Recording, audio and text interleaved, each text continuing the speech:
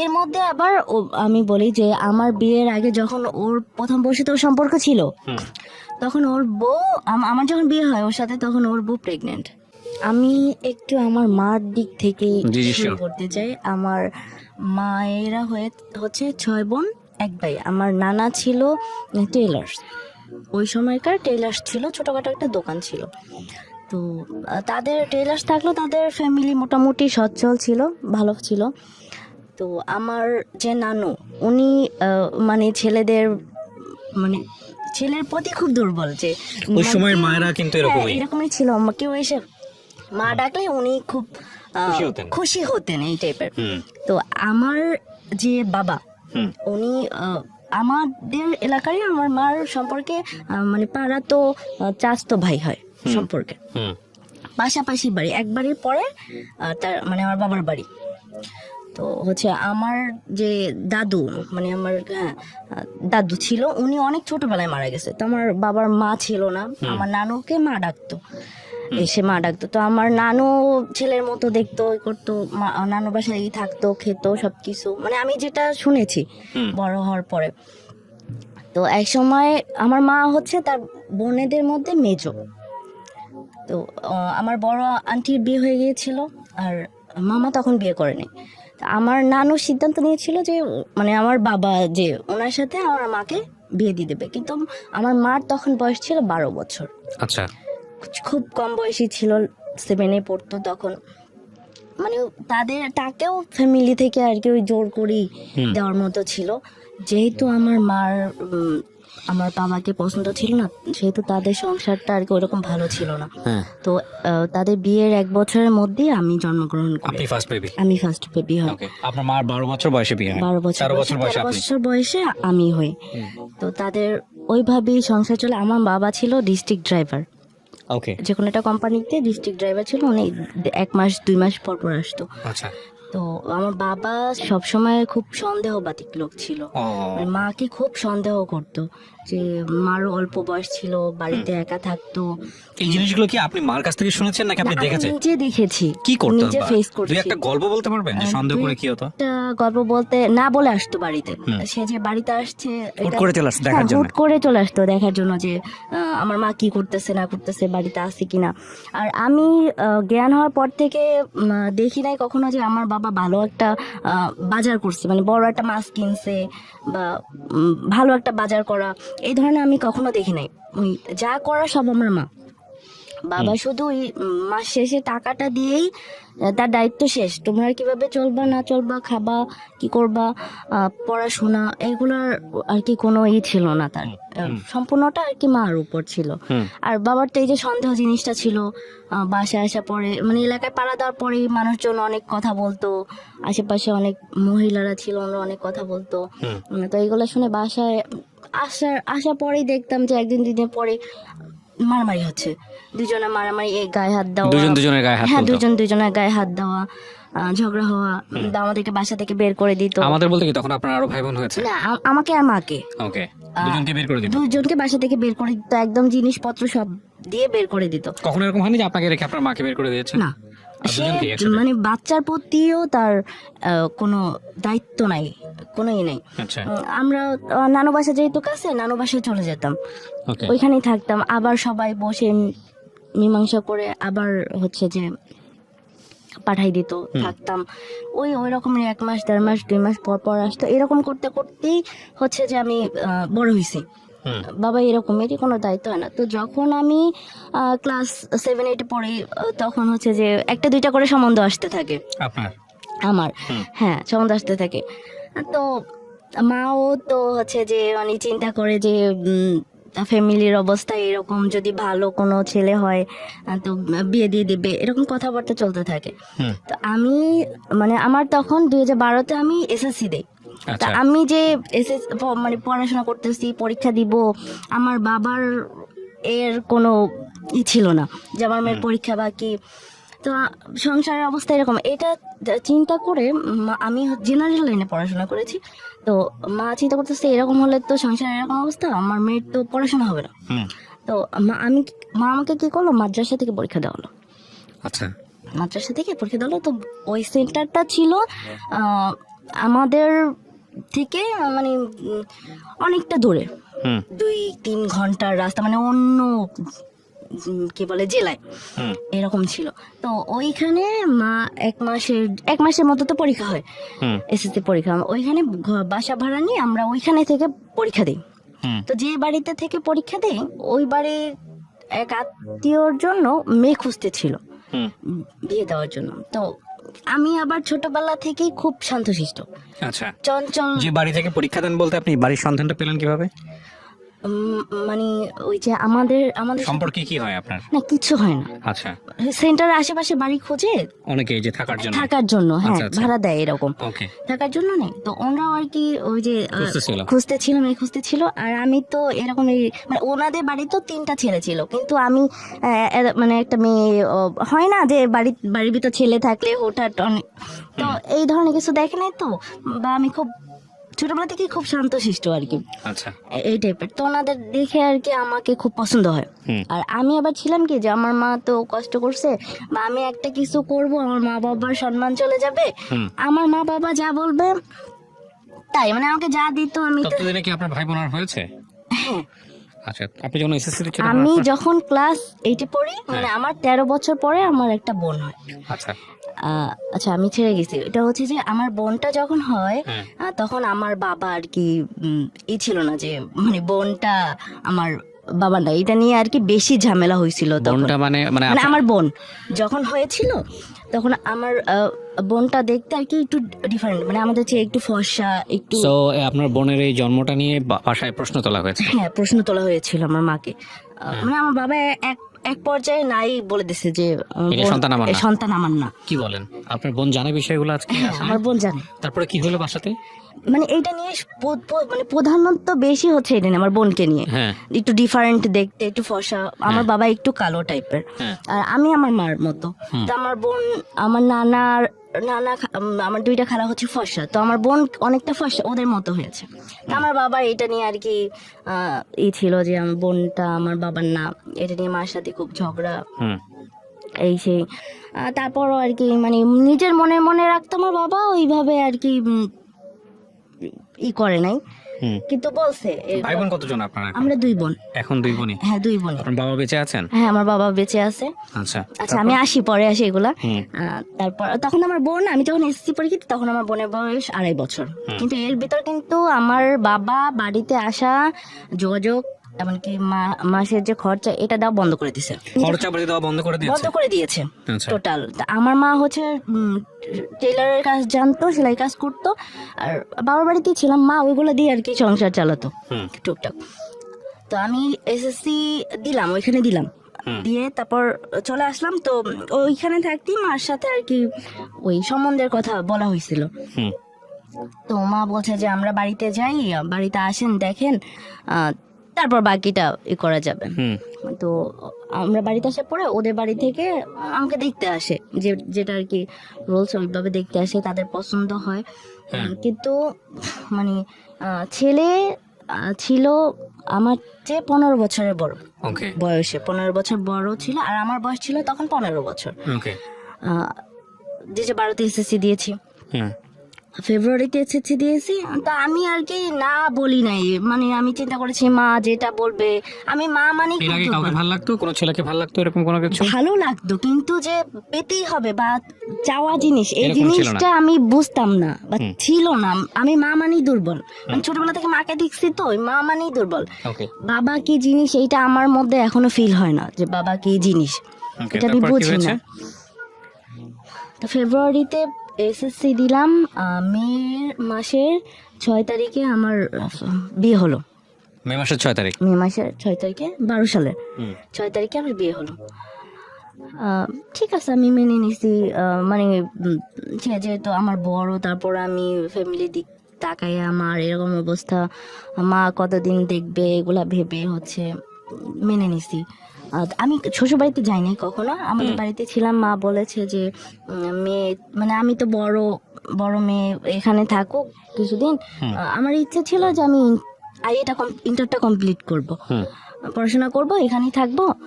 তারপর হচ্ছে যদি উঠায় দেয় তাহলে পরে দিবে। ওকে, আচ্ছা, তো এরকম আর কি আমাদের বাড়িতে ছিল 12 দিন আমার হাজবেন্ড। তারপর উনি আর কি ঢাকায় চাকরি করতো, তো ঢাকায় চলে আসছে। তা একদিন কি করছে, মানে উনি তো নতুন জামাই, প্রায় 2 মাসের মধ্যের কথা, বাড়িতে আসবে, শ্বশুর বাড়িতে আসবে, অবশ্যই জানাই আসবে যে আমি আসতেছি। মানে একদিন রাত্রে কি করলো, মানে না জানাই আসছে জাস্ট, কিন্তু আগে কথা বলছি, গাড়ির শব্দ ফোনে বোঝা যাচ্ছে, আমরা বুঝতে পারছি যে হাজবেন্ড, আমার হাজবেন্ড। তো উনি একদিন না বলে রাত্রে চলে আসছে। এই জিনিসটা আমার খুব খারাপ লাগছে যে উনি কেন না বলে আসবে। আসতে পারে হাজবেন্ড সারপ্রাইজ দেওয়ার জন্য, হতে পারে। নো, এটা আর কি পরে জানা গেছে। এটা হচ্ছে যে ওনার যে দুলাভাই ছিল, উনি আর কি এই জিনিসটা বলে দিচ্ছে যে তুমি না বলে যাবা, ঢুকায় যাবা, দেখবা যে কি করে না করে, এই জিনিসগুলো। তো এটা আর কি আমিও মেনে নিতে পারি না, আমার ফ্যামিলিও আর কি, যে নতুন জামাই সে আসবে, একটা বাসায় প্রিপারেশনেরও তো ব্যাপার থাকে নতুন জামাইয়ের জন্য, না বলে কেন আসবে। আচ্ছা, এই জিনিসটা আমি যখন আমাকে হার্ট করলো, তো মানে আমারও তো বয়স কম ছিল, আমার কেন জানি মনে হলো যে না, এর সাথে আর কি আমার যায় না, মানে অ্যাডজাস্টমেন্ট হবে না। আর একটু রাগী টাইপের ছিল, মানে চেহারাটাই দেখতে রাগী টাইপের। আমি বলি যে আমার বড় খালু দেখতে মানে কিছুটা ওনার ক্যাটাগরি, যেমন বড় খালু অনেক রাগী, দেখছি আন্টিকে অনেক মারধর করে। তা আমার মনের মধ্যে না ওই একটা ভয় ঢুকে গেল যে এও তো এই ক্যাটাগরি, যদি আমাকে মার দেয় বা মারধর করে, আমাকে আর পড়াশোনা না করে। তো ওরা একবার বললো কি যে, তখন আমাকে উঠাই দেয় নাই, বললো যে আমাকে ঢাকায় নিয়ে আসবে। তো মা বলতেছে মেয়ে এখনো উঠাই দেই নাই, এখন ঢাকা নিয়ে যাবে, কিছুদিন যাক। গ্রামে তো বলে যে ভাদ্র মাসে নাকি নতুন বিয়ে হলে মেয়ে দেয় না, তো ভাদ্র মাসটা যাক। তারপর তো যেহেতু একটা সমস্যা হয়েছে, তারপর মানে আশেপাশে সবাই তো এগুলো নিয়ে কথা বলে, করে। তো আমি শুনতাম কি যে বাসার মধ্যে মার কাছে অনেক লোক আসতো, তো তারা বলতেছে যে এখন যদি মেয়ে দিয়ে দাও, মেয়ের বয়স কম, যে দেখা গেল নেওয়ার পরে একটা বাচ্চা টাচ্চা হবে, তারপর তো মেয়ের জীবনে শেষ। আমার মাথার ভিতর এইটা ঢুকলো যে আমি যাওয়ার পর যদি আমার বেবি হয়ে যায়, আমি এখানে আর যাব না, আমি এখানে যাব না, মানে আমি যাবই না, আমাকে যে যতই বোঝানো হোক না কেন আমি আর যাব না। তো তাদের ফ্যামিলি থেকে একবার আসলো, আমার হাজবেন্ড আসলো, তার মা আসলো, তার ভাই আসলো, ভাবি আসলো, মানে আমার ননদ আসলো, সবাই আসলো, কথা টথা বললো টললো। মানে আমার তো চিন্তা হচ্ছে যে আমি যাবই না। তো এর ভিতর আমার হাজবেন্ডের ভাবি হচ্ছে যে বলতেছে যে এই মেয়ে যখন যাবে না, এই মেয়েকে থাক নেওয়ার দরকার নেই, এরে যে নাকের টান্টি দিছো সব খুলে নিয়ে আসো। এইটা কতদিন পরে ঘটনাটা? এইটা 3 থেকে 4 মাসের মধ্যে। ততদিনে কি আপনার হাজবেন্ডের সঙ্গে আপনার কথোপকথন হতো? লাইক যেহেতু অনেক সিনিয়র ছিল, একটা প্রেমের সম্পর্ক ডেভেলপ করা। আমি আসলে যে হাজবেন্ড কি জিনিস, সংসার কি জিনিস তখন বুঝতাম। বাট ও যে আপনাকে পছন্দ করে, ও যে আপনাকে লাইক করে, এগুলো বোঝাতো কোনোভাবে? করে কিনা জানি না, যে সে হাজবেন্ড আসতো, থাকতো, সময় হতো, চলে যেত। হাজবেন্ড ওয়াইফের সম্পর্ক যেটা হয়, সেই জিনিসটা খুব নরমাল ছিল আপনাদের মধ্যে? হ্যাঁ, নরমাল। ওকে, নাকি এমন ছিল যেহেতু যে বিষয়গুলো আপনি অনেক বেশি আন্ডার এস্ট ছিলেন, সুতরাং আপনাদের মধ্যে কোনো মেন্টাল আন্ডারস্ট্যান্ডিং ছিল না, বুঝতেন না বিষয়গুলা, ও অনেক জোর জবরদস্তি করতো? এটা তো ছিলই। ওকে, এটা ছিল। আমরা আসলে কিছু বিষয় এখানে খুব যতটুকু পরিমাণে আলোচনা করা যায় ততটুকুই আলোচনা করব, কারণ এগুলো খুবই ইম্পর্টেন্ট একটা সম্পর্কের ক্ষেত্রে। এই জিনিসগুলো যে কতটা গুরুত্বপূর্ণ, মানে একজন মানুষ আসলো রাতের বেলা লুকিয়ে তাতেই সম্পর্ক খারাপ হয়ে যায়, বিষয়টা এরকম না। হয়তো একটা উপসর্গ লাগে খারাপ সম্পর্ক ব্রাস্ট আউট হওয়ার জন্য, কিন্তু তার পিছনে অনেকগুলো কারণ থাকে।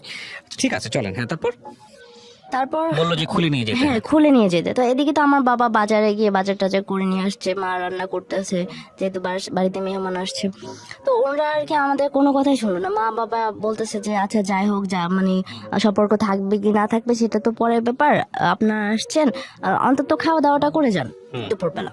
তো ওরা খাওয়া দাওয়া করলো না, বড় জোর আমাদেরকে আরো বকি করতে মানে অন্য বাড়ির উপরে দিয়ে যেতে হয়, তো অন্য বাড়ির উপরে দিয়ে যাচ্ছে, আর বলতেছে যে কেমন বাড়িতে বিয়ে করাইছি, দুপুরবেলা চলে যাচ্ছে, এরা খাইতেও বললো না। আচ্ছা, এদিকে তো আমার বাবা বাজার করে নিয়ে আসছে, মা রান্না করতেছে। তো মানে এই ছোট ছোট জিনিস আমাকে আবার খুব হার্ট করে, মানে আমার তো মনে কখনো তাকে ধরেই নাই যে কোনো একটা জিনিসে মায়ায় আটকে যাবো, এই জিনিসটা ছিলই না। তো এরকম আরো 2 মাস কেটে গেল, 1-1.5 মাস কেটে গেল, তারাও কোনো হচ্ছে যে ডিসিশন দিচ্ছে না যে সম্পর্ক রাখবে কি রাখবে না। শুধু তারা এটাই বললো যে আপনারা যদি সম্পর্ক না রাখেন তাহলে আপনারা মানে ডিসমিস করে দেন, আমাদের ছেলেকে আবার বিয়ে করাবো। 2-3 মাসের মধ্যে এরকম ঘটনা? হ্যাঁ, আমাদের ছেলেকে আবার বিয়ে করাবো। কিন্তু আমরা বলে কি করতো ছেলেটা? উনি বাইং হাউসে জব করতো, মোটামুটি ভালো স্যালারি পেত। ভালো স্যালারি পেত। আমি তো তখন অত কিছু বুঝতাম না যে কোনটাকে কি বলে।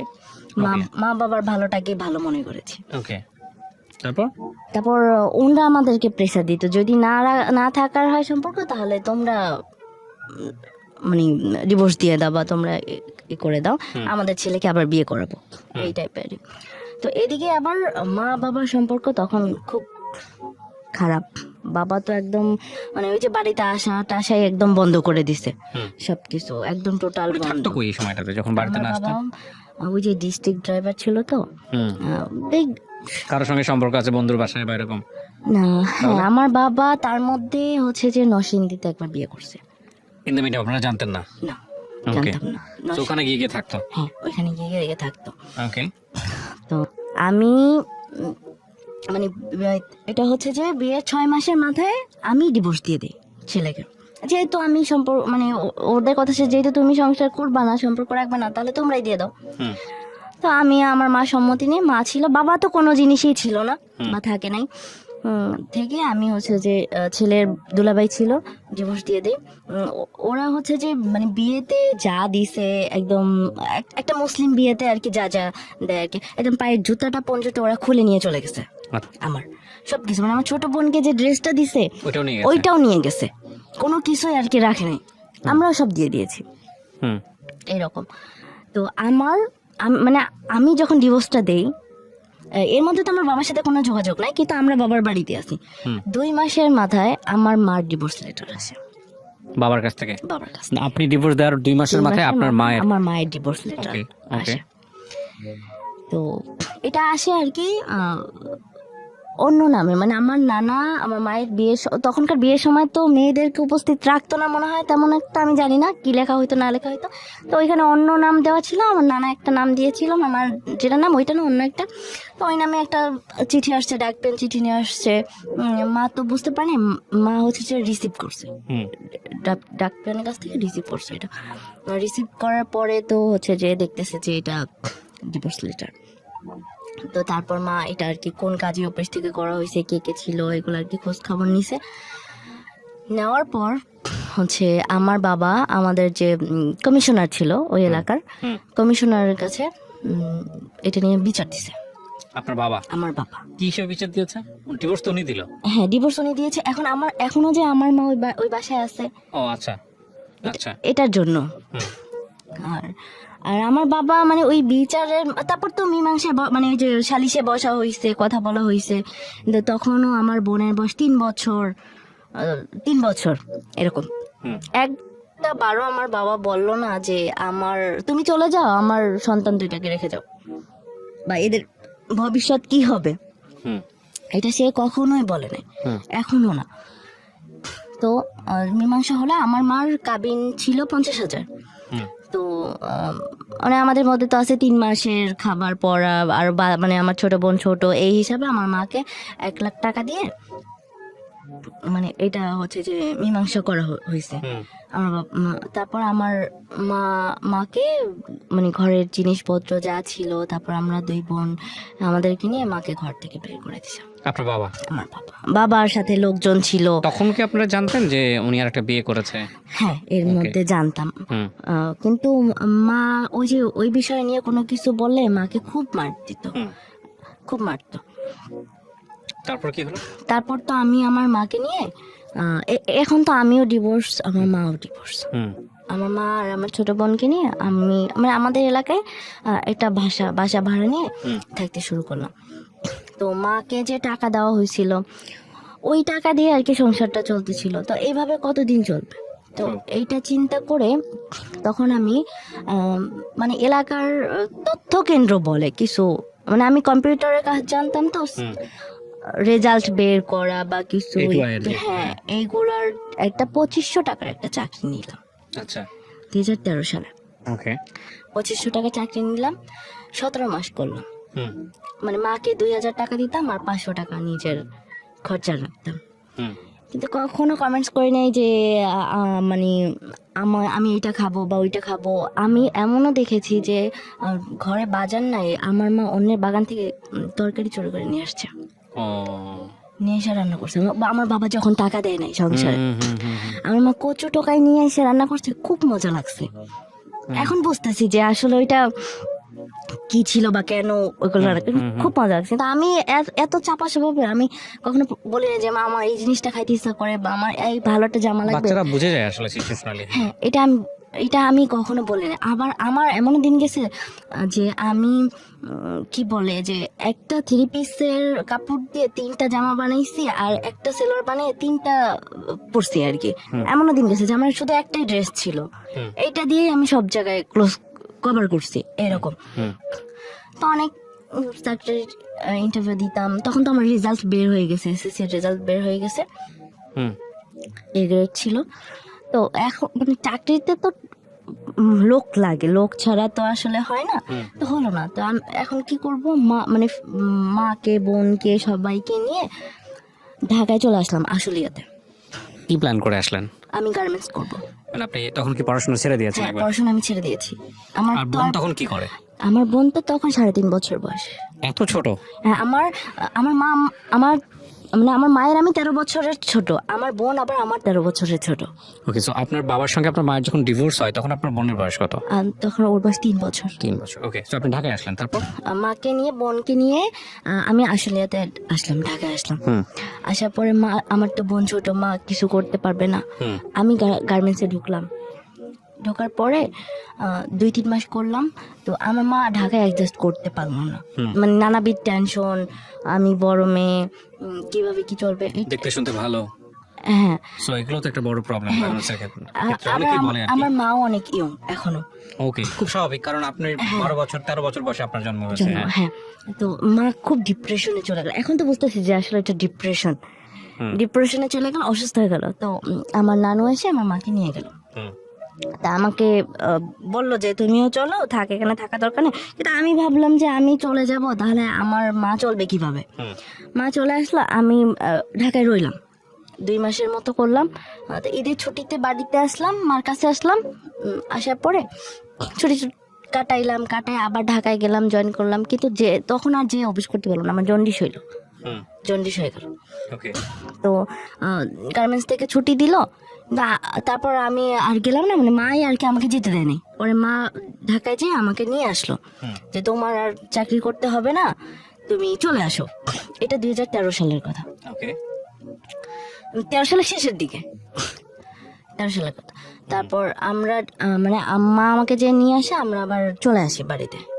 তো তখনও আর কি আমি কিছু করি না, ওই যে কয় মাস চাকরি করেছি ওই কিছু টাকা ছিল, ওইগুলা দিয়ে তারপর এদিকে মা হচ্ছে ওই মা যে টাকাগুলো পেয়েছে এগুলো বিভিন্ন ব্যবসা খাটায়, ওইগুলা দিয়ে আর কি মা চলতেছে। আর টুকটাক টেলারের কাজ করে এরকম করতে করতে আপনার 14 সালেরও 4-5 মাস চলে যায়। তো একদিন বিকেলে আমি আমার ছোট বোনকে নিয়ে আমাদের আর কি শহরে একটু ঘুরতে বেরোইছি। তো তখন একটা ছেলের সাথে পরিচয় বলবো না, মানে ছেলেটা দাঁড়িয়ে ছিল, আমার বোন ছোট ছিল তো ওর সাথে কথা বলতেছিল। তো এক সময় আর কি আমার সাথে কথা বললো, কিন্তু আমার মধ্যে না ওই প্রেম ভালোবাসা বা কারোর সাথে সম্পর্ক করব এই জিনিসটা আর ছিল না। আমার বাঁচতে হবে, আমার ফ্যামিলিকে, মা বোনকে সেভ করতে হবে। আর এদিকে তো গ্রামের মানুষ অনেক খারাপ, মানে নানান কথা বলে, যেহেতু মা ডিভোর্সি, মেয়ে ডিভোর্সি, 2জন ইয়ং বয়সী, মানে ঠিক আছে, অনেক কথা বলে। তো তার মধ্যে না খুব মনে হতো যে মার উপরে এত প্রেশার যায়, এত কথা শুনতে হয়। ভালো মন্দ খুঁজতাম না, ভাবতাম যে যদি কেউ মানে আমি যদি চলে যাইতে পারতাম কারোর সাথে, তাহলে আমার মার উপরে থেকে বোঝা কমতো, যে সে রিক্সাল হোক আর ভ্যানার হোক।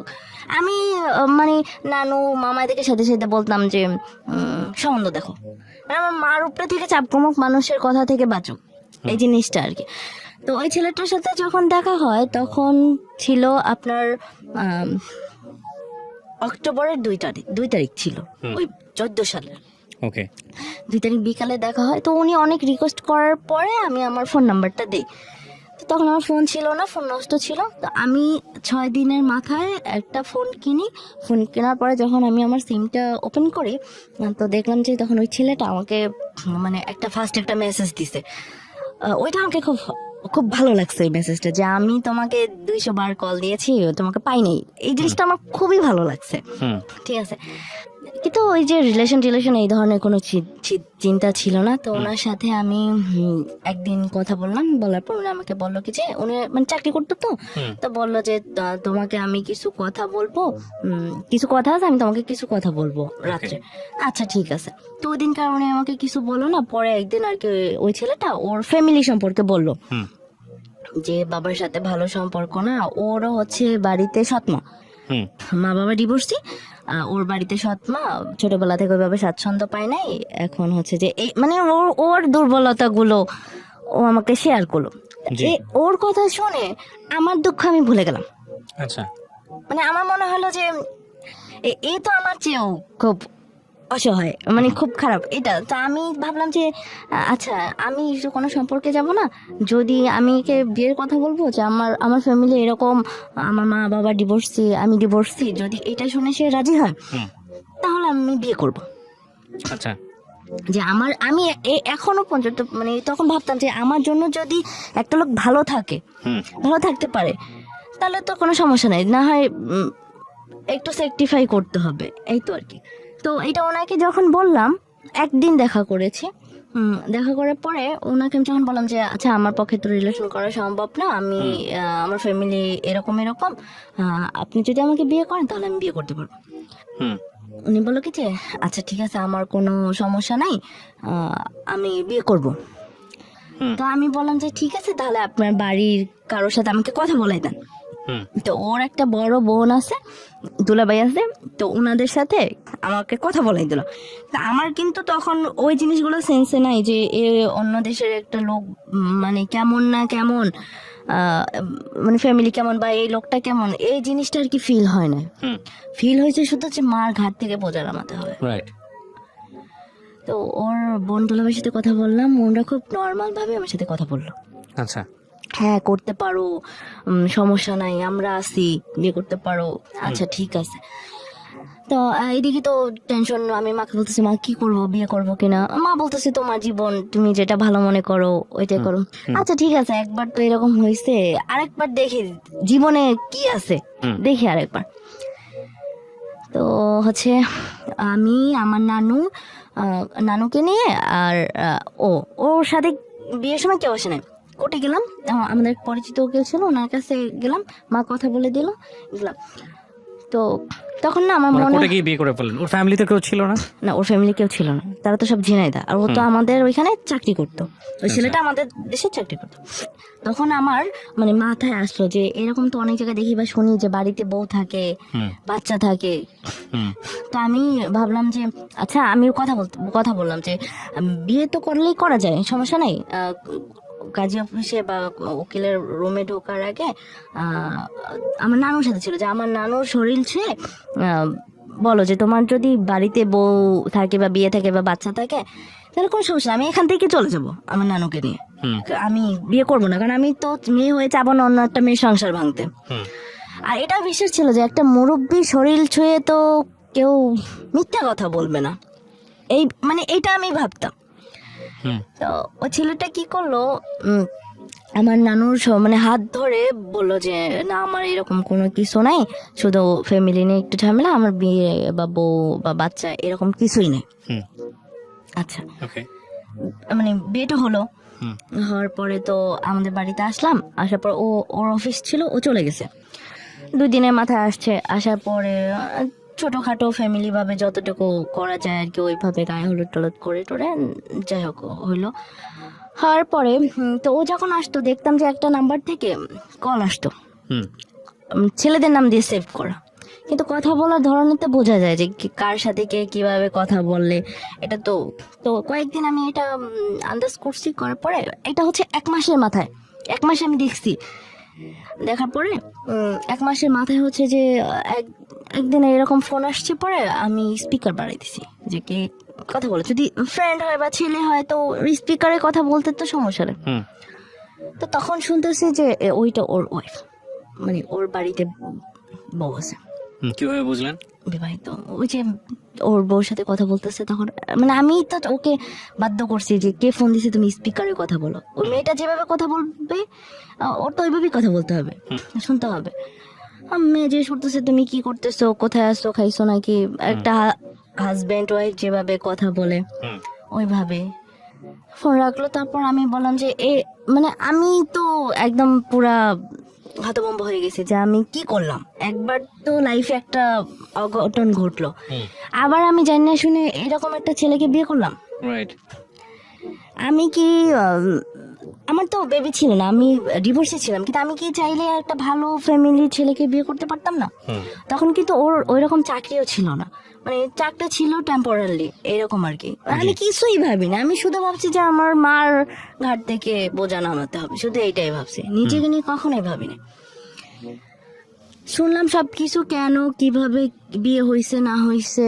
তো ও বলল যে, তখন তো সে আমার হাজবেন্ড, তখন সে বললো কি যে ওকে মানে ওর যে প্রথম বউ, ওর প্রথম বউ আবার ওর থেকে 15 বছরের বড়। ওকে ওকে। ওর সাথেও জোরপূর্বক মানে দুলাভাই বিয়ে দিয়েছে, নয়তো ওর বোনকে ছেড়ে দিবে এই টাইপের কিছু একটা কথা বলে বিয়ে দিয়েছে। তো ওর সাথে ওর বড় মানে ওর প্রথম ওয়াইফের সাথে ভালো সম্পর্ক ছিল না। তো এইটার জন্য ও আবার চেয়েছিল যে নিজের মতো করে কাউকে বিয়ে করবে। তো আমার কথা ছিল যে তুমি আমাকে সব শেয়ার করতাম, আমি যদি ভালো মনে করতাম তাহলে আমি তোমার সাথে সম্পর্ক করতাম, না আমি সরে আসতাম। কিন্তু ছলনার আশ্রয় নেওয়ার তো কোনো দরকার ছিল না। তো আবার ভাবলাম মার এই অবস্থা, আমার প্রথমে একটা অঘটন ঘটলো, এখন যদি এলাকার মধ্যে দ্বিতীয়বার আবার একটা অঘটন ঘটাই, লোকজন কি বলবে। মেনে নিলাম।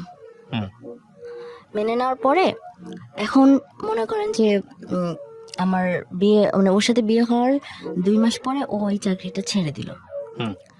এখন মার তো ওই অবস্থা, আমি তো মার ঘাড়ের উপরে স্বামী নিয়ে থাকতে পারি না। তা আমার বড় আন্টি থাকতো গাজীপুরে, তো আন্টির সাথে কথা বলে ওকে নিয়ে নভেম্বর মাসে 1 মাসের মাথায় 1-1.5 মাসের মাথায় নভেম্বর মাসে ওকে নিয়ে গাজীপুর আসলাম। গাজীপুর আসার পরে ওসব এলাকায় তো গার্মেন্টস ছাড়া আর কোনো উপায় নাই। তা আমি এসে গার্মেন্টসে ঢুকে গেলাম, ও কোথাও ঢুকলো না, ও বাসায় বসে রইলো। আমি 2 মাস গার্মেন্টস করলাম, ও 2 মাসের মধ্যে কোথাও ঢুকলো না। ও গার্মেন্টস করতে পারবে না, এটা করতে পারবে না, ওটা করতে পারবে না, মানে ওর ভালো কিছু লাগবে, ভালো কোনো চাকরি লাগবে, ওরকম শিক্ষিতও ছিল না। কিন্তু আমি গার্মেন্টসে অ্যাডজাস্ট করতে পারতাম না, আমার ওই যে টাইফয়েড হইতো, জন্ডিস হইতো, এগুলো হইতো।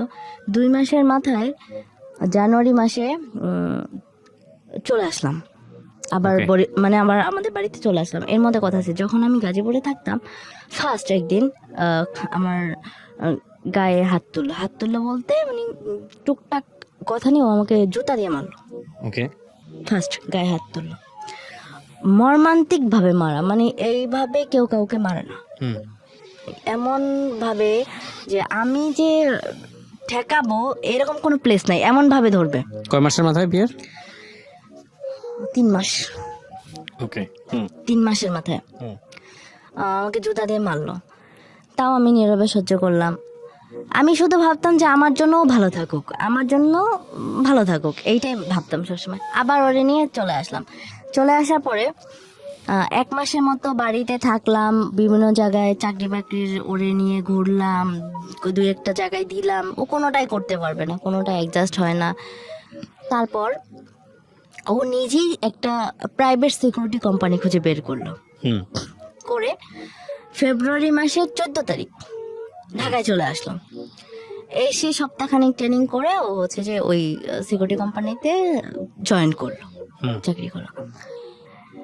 আমি হচ্ছে যে মার্চ মাসে আবার আমি ঢাকায় আসলাম।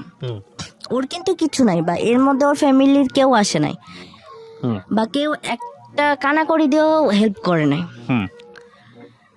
মা ও ফ্যামিলি থেকে জানতে পারছে যে ও বিয়ে করছে আরেকটা?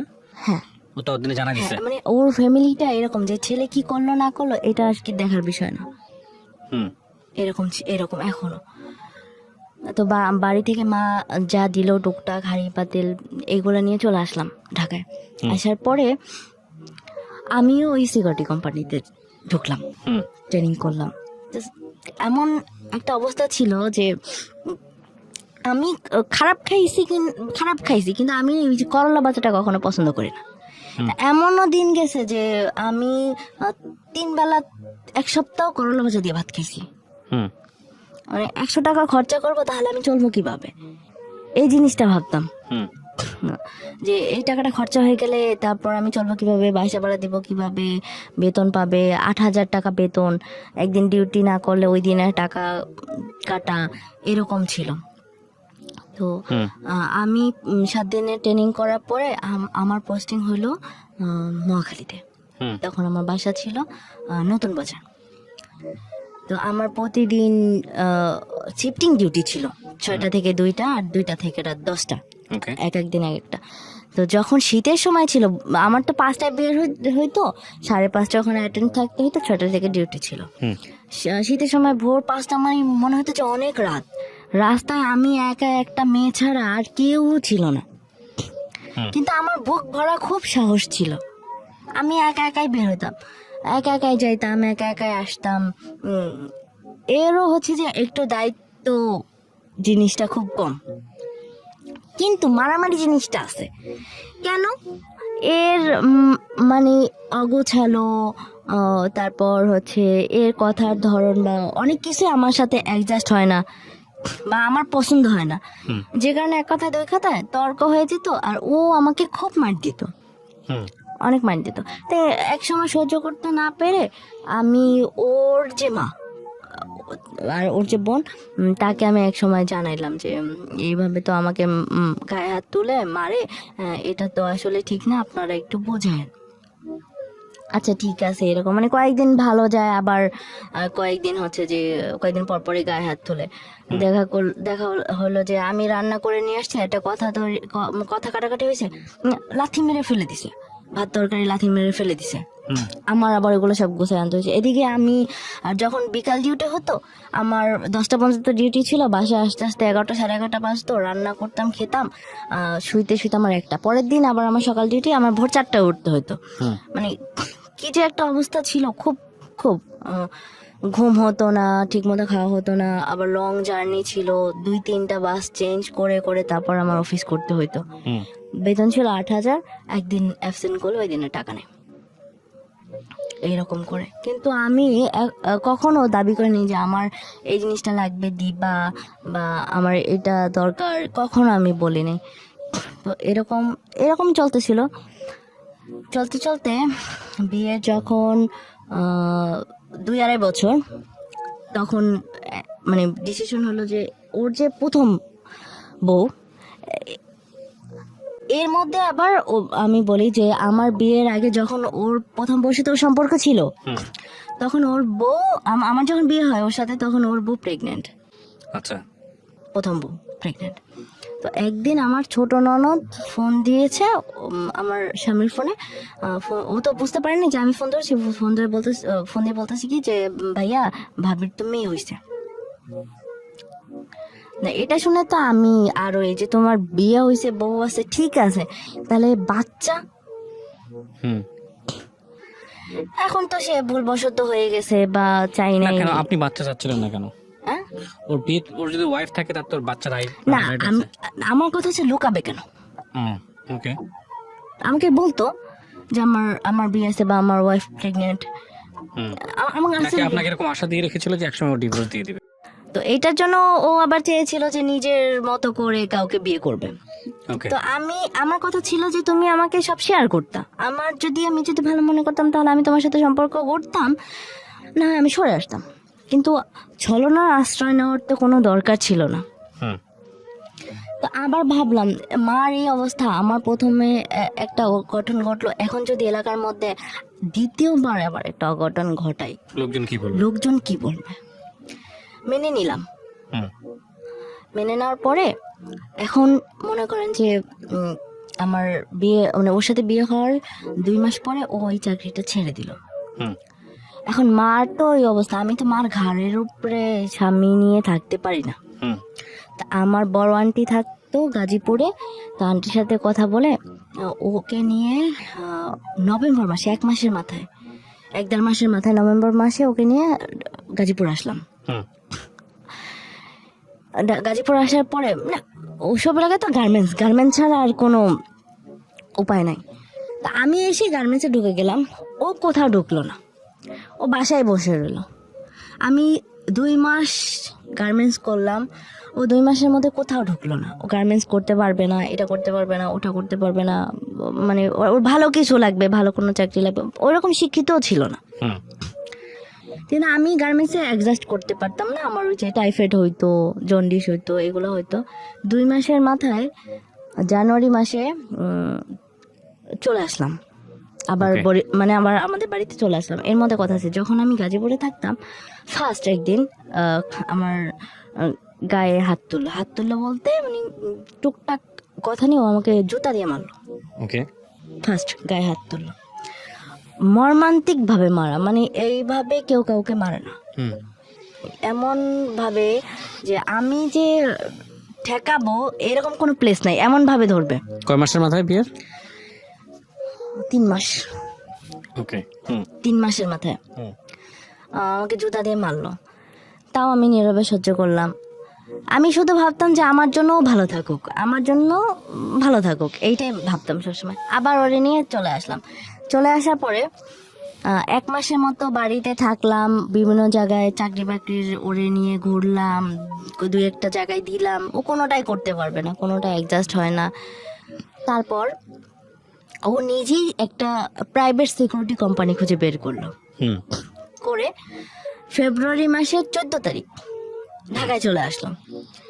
এসে সপ্তাহখানেক ট্রেনিং করে ও হচ্ছে যে ওই সিকিউরিটি কোম্পানিতে জয়েন করলো, চাকরি করলো। আমি হচ্ছে যে মার্চ মাসে আবার আমি ঢাকায় আসলাম। ওর কিন্তু কিছু নাই, বা এর মধ্যে ওর ফ্যামিলির কেউ আসে নাই, বা কেউ একটা কানাকড়ি দিয়েও হেল্প করে নাই। মা ফ্যামিলি থেকে জানতে পারছো যে ও বিয়ে করছে আরেকটা? হ্যাঁ, ও তো দিনে জানা গেছে। মানে ওর ফ্যামিলিটা এরকম যে ছেলে কি করলো না করলো এটা আর কি দেখার বিষয় না, এরকম এখনো। তো বাড়ি থেকে মা যা দিল টুকটাক হাঁড়ি পাতিল এগুলো নিয়ে চলে আসলাম ঢাকায়। আসার পরে আমিও ওই সিকিউরিটি কোম্পানিতে ঢুকলাম, ট্রেনিং করলাম। এমন একটা অবস্থা ছিল যে আমি খারাপ খাইছি কিন্তু আমি ওই যে করলা বাচ্চাটা কখনো পছন্দ করি না। এমনও দিন গেছে যে আমি 3 বেলা 1 সপ্তাহ করলা ভাজা দিয়ে ভাত খাইছি। মানে 100 টাকা খরচা করবো তাহলে আমি চলবো কিভাবে, এই জিনিসটা ভাবতাম যে এই টাকাটা খরচা হয়ে গেলে তারপর আমি চলবো কিভাবে, বাসা ভাড়া দিব কিভাবে, বেতন পাবে 8,000 টাকা বেতন, একদিন ডিউটি না করলে ওই দিনের টাকা কাটা, এরকম ছিল। তো আমি 7 দিনের ট্রেনিং করার পরে আমার পোস্টিং হলো মহাখালীতে। তখন আমার বাসা ছিল নতুন বাজার। তো আমার প্রতিদিন শিফটিং ডিউটি ছিল, 6টা থেকে 2টা আর 2টা থেকে রাত 10টা, এক দিন এক একটা। তো যখন শীতের সময় ছিল আমার তো 5টায় বের হইতো, 5:30 ওখানে অ্যাটেন্ড থাকতে হইতো, 6টা থেকে ডিউটি ছিল। শীতের সময় ভোর 5টা মানে মনে হতো যে অনেক রাত, রাস্তায় আমি একা একটা মেয়ে ছাড়া আর কেউ ছিল না। কিন্তু আমার বুক ভরা খুব সাহস ছিল, আমি একাই বের হইতাম, একাই যাইতাম, একাই আসতাম। এরও হচ্ছে যে একটু দায়িত্ব জিনিসটা খুব কম, কিন্তু মারামারি জিনিসটা আছে। কেন? এর মানে অগোছালো, তারপর হচ্ছে এর কথার ধরন বা অনেক কিছু আমার সাথে অ্যাডজাস্ট হয় না বা আমার পছন্দ হয় না, যে কারণে এক কথায় 2 কথায় তর্ক হয়ে যেত। আর ও আমাকে খুব মার দিত, অনেক মার দিত। তো এক সময় সহ্য করতে না পেরে আমি ওর যে মা, আর ওর যে বোন তাকে আমি এক সময় জানাইলাম যে এইভাবে তো আমাকে গায়ে হাত তুলে মারে, এটা তো আসলে ঠিক না, আপনারা একটু বোঝেন। আচ্ছা ঠিক আছে, এরকম মানে কয়েকদিন ভালো যায়, আবার কয়েকদিন হচ্ছে যে কয়েকদিন পর পরই গায়ে হাত তোলে। দেখা হলো যে আমি রান্না করে নিয়ে আসছি, একটা কথা কাটাকাটি হয়েছে, লাথি মেরে ফেলে দিছে, ভাত তরকারি লাথি মেরে ফেলে দিছে। আমার আবার এগুলো সব গুছাই আনতে হয়েছে। এদিকে আমি যখন বিকাল ডিউটি হতো, আমার 10টা পর্যন্ত ডিউটি ছিল, বাসায় আস্তে আস্তে 11টা সাড়ে 11টা বাজতো, রান্না করতাম, খেতাম, শুইতে আমার 1টা। পরের দিন আবার আমার সকাল ডিউটি, আমার ভোর 4টায় উঠতে হতো। মানে কি যে একটা অবস্থা ছিল, খুব খুব ঘুম হতো না, ঠিক মতো খাওয়া হতো না, আবার লং জার্নি ছিল, 2-3টা বাস চেঞ্জ করে করে তারপর আমার অফিস করতে হতো। বেতন ছিল 8,000, একদিন অ্যাবসেন্ট করলে ওই দিনে টাকা নেই, এইরকম করে। কিন্তু আমি কখনো দাবি করিনি যে আমার এই জিনিসটা লাগবে দিবা বা আমার এটা দরকার, কখনো আমি বলিনি। তো এরকম এরকম চলতেছিল। চলতে চলতে বিয়ে যখন 2-2.5 বছর, তখন মানে ডিসিশন হলো যে ওর যে প্রথম বউ,